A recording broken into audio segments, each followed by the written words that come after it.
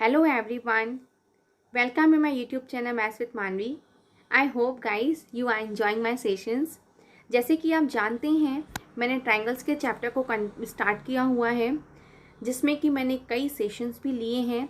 सो आज अगेन मैं इस चैप्टर को कंटिन्यू करूँगी जिसमें मैं एक्सरसाइज 7.3 को डिस्कस करने से पहले मैं उसमें जो हमें डिस्कस करना है सो उससे रिलेटेड जो रूल्स हैं RHS congruency and SS congruency of the rules. Okay, I want to again explain this rules and also want to explain some examples of NCERT book today. Okay guys, so let's start. First, SSS congruency criteria. SSS congruency criteria क्या होता है? This is just a side. Okay, देखिए इसमें आपके पास दो triangles हैं. Okay, just suppose हमने उन्हें कुछ नेम दिए. इन दोनों ट्राइंगल्स को अगर हमें कॉन्ग्रुएंट प्रूफ करना है और उसके लिए अगर हमारे पास तीनों साइड्स इक्वल दी जाएं तो हम इजीली कह सकते हैं कि ये दोनों ट्राइंगल्स क्या हैं, कॉन्ग्रुएंट. ओके, इसे समझने के लिए देखिए suppose AB is equal to DE. Okay, AC is equal to DF and BC is equal to EF. Okay, अगर आपके पास ये तीन चीज़ें हैं in your question so you can easily say that this triangle and this triangle are congruent to each other. Okay, on the basis of SSS congruency of the rule. Okay, because this is side and side. Okay guys, I hope आपको ये अच्छे से understand हुआ है. Now come to the RHS congruency criterion. ये क्या होता है? Just right angle hypotenuse side. That means is right angle hypotenuse side. That means if you have two triangles, just suppose their names ABC and DEF. Okay, just suppose this is ABC and this is DEF. Okay, ये दोनों triangle किस base पे congruent होंगे? अगर आपके पास hypotenuse and one side are equal हों then you can easily say that both triangles are congruent. इसे समझने के लिए I want to be present in a practical way. So देखिए इसे समझने के लिए हम क्या करेंगे. जस्ट सपोज हमने दो ट्राइंगल्स लिए हैं. हम सबसे पहले तो इन्हें कुछ नेम दे रहे हैं.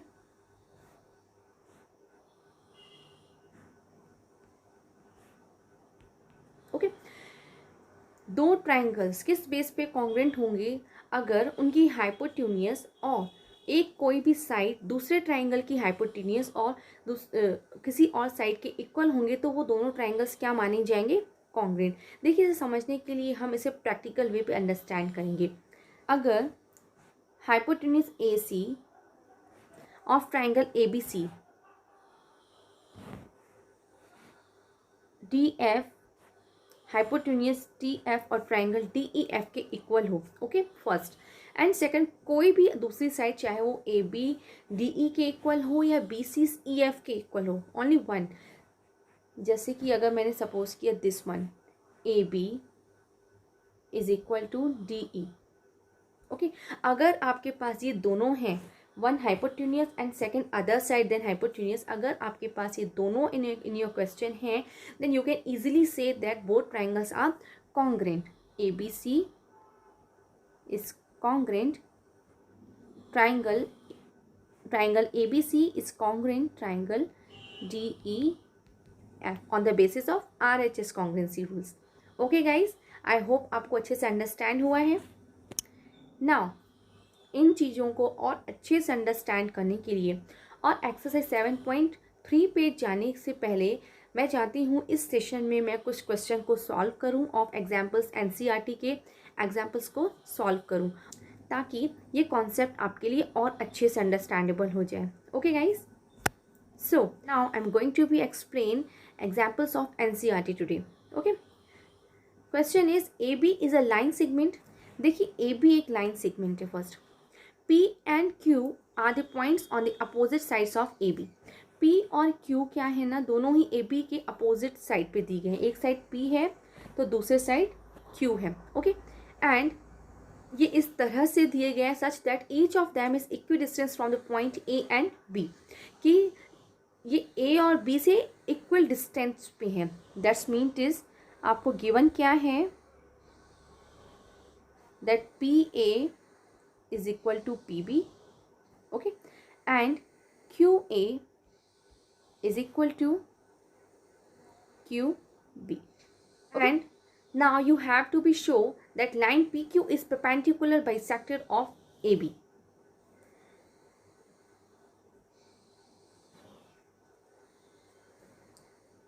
So you have to prove that PQ is perpendicular on AB, and also this PQ is perpendicular bisector of AB. That means इस पी क्यू ने ए बी को दो इक्वल पार्ट्स में डिवाइड कर दिया है। ओके, देखिए इस क्वेश्चन में जब पी क्यू ने ए बी को कट किया हुआ है तो इसने ए बी को सी पॉइंट पे मीट किया है। ओके, सो हमें यही प्रूव करना है that P Q is perpendicular on A B first, and second it's also the bisector of A B. That means is P Q ने ए बी को दो इक्वल पार्ट्स में डिवाइड कर दिया है, that A C is equal to B C. Okay, you have to be prove, आपको ये prove करना है। नाउ देखिए हम we will go to the proof now. देखिए इस क्वेश्चन में हमें पी क्यू को ए बी के परपेंडिकुलर प्रूव करना है और ये भी प्रूव करना है that A C is equal to B C. देखिए इसके लिए हमें क्या चाहिए होगा ना, हमें इस वाले पार्ट में कम से कम तीन चीज़ें चाहिए होंगी, राइट। हमारे पास P A is equal to P B है, P C is equal to P C है, but we don't have to third thing, right. So इसके लिए हम क्या करेंगे, हम अभी फर्स्ट इस पूरे ट्राइंगल को लेंगे, इस ट्राइंगल को और इस वाले ट्राइंगल को, ओके, कि हम इन्हें आपस में इक्वल प्रूव कर सकें। In triangle P A Q and triangle P B Q, okay, कौन कौन सा ट्राइंगल है देखिए, I explain it, this one, right, and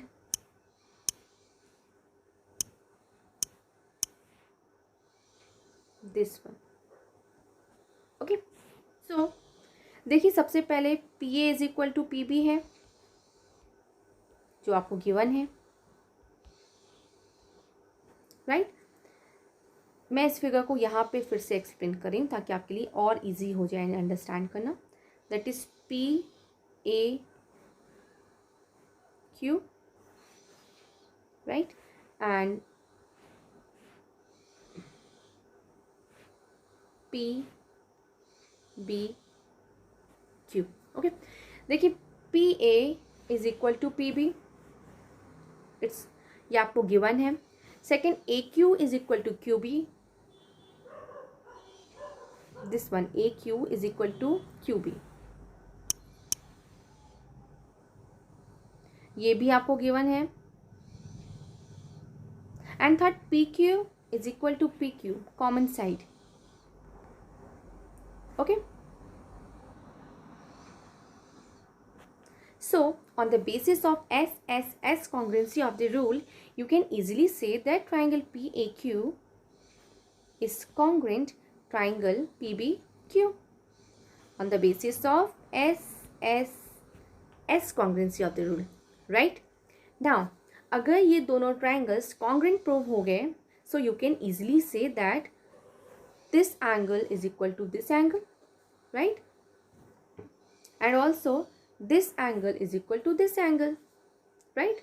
So triangle PAQ is congruent triangle PBQ on the basis of SSS congruency rule. You can easily say that triangle, this one देखिए, PAQ is equal to PBQ and this one angle APQ is equal to angle BPQ. Okay, bye. CPCT। Okay guys, I hope आपको अच्छे से इतना understand हो गया। Now अब हम इन दोनों ट्राइंगल्स को लेंगे, इतना पार्ट और इतना part. Okay, in triangle PAC and triangle PBC। Okay, कौन कौन सा ट्राइंगल लेना है ध्यान से देखिए, मैं यहाँ पे अगेन ड्रॉ कर रही हूँ सिर्फ उतना ही part, PCA and here PCB। okay, in triangle PAC and in triangle PBC you have also given that AP is equal to PB, given, right?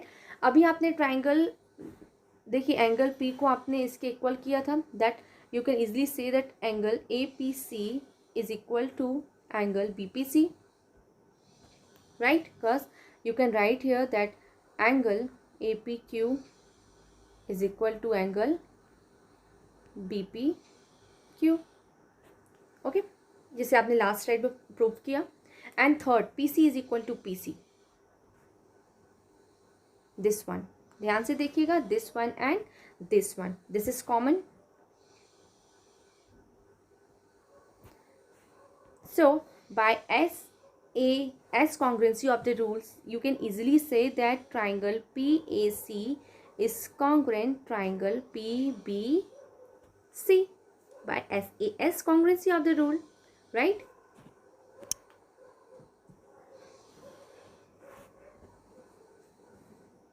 So triangle PAC is congruent triangle PBC by SAS congruency of the rule, right? So you can easily say that अगर ये दोनों triangles आपस में congruent prove हो गए, that you can easily say that AC is equal to BC, right? And angle PCA is equal to angle PCB। देखिए ये दोनों ट्राइंगल्स कॉन्ग्रुएंट प्रूव हो गए हैं, सो you can easily say that ये वाली साइड इस वाली साइड के इक्वल होगी बाय CPCT, एंड ऑल्सो ये वाला एंगल इस एंगल के इक्वल होगा, राइट? बाय ये दोनों by CPCT। Okay guys, so if AC is equal to BC आपने प्रूव कर लिया, so you can easily say that PQ is perpendicular bisector of AB, right? Now अब हमें ये प्रूव करना है that PQ is perpendicular on AB, right? इसके लिए देखिए अभी हमने इक्वल प्रूव किया that PCA is equal to angle PCB, ये वाला आप यहाँ लिख सकते हैं by CPCT से, जो हमने लास्ट स्लाइड में हमने प्रूव किया।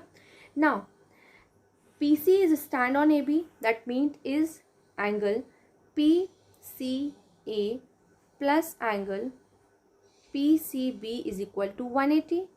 Y? Because they create linear pair of angle, right?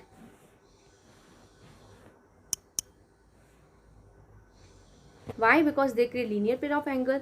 और आपने अभी PCA और PCB को बाय CPCT से इक्वल प्रूव किया है, so angle PCA plus PCB की जगह पे आप वही दिखाओ is equal to 180, so angle PCA is equal to हमारा क्या हो जाएगा 90, और because PCA that means this twist of PCA when divide 2 with when 180 is divided by 2, then answer is 90. That means this angle PCA is 90 and angle PCB also 90.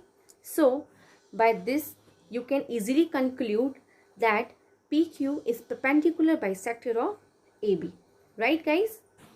So you can easily say that हमने जो भी last slides में prove किया उसके base पे आप easily कह सकते हो that PQ is perpendicular bisector of AB। Okay guys, I hope आपको ये क्वेश्चन अच्छे से अंडरस्टैंड हुआ है। Now question number next, P is a point equidistant from two lines L and M intersecting at point A.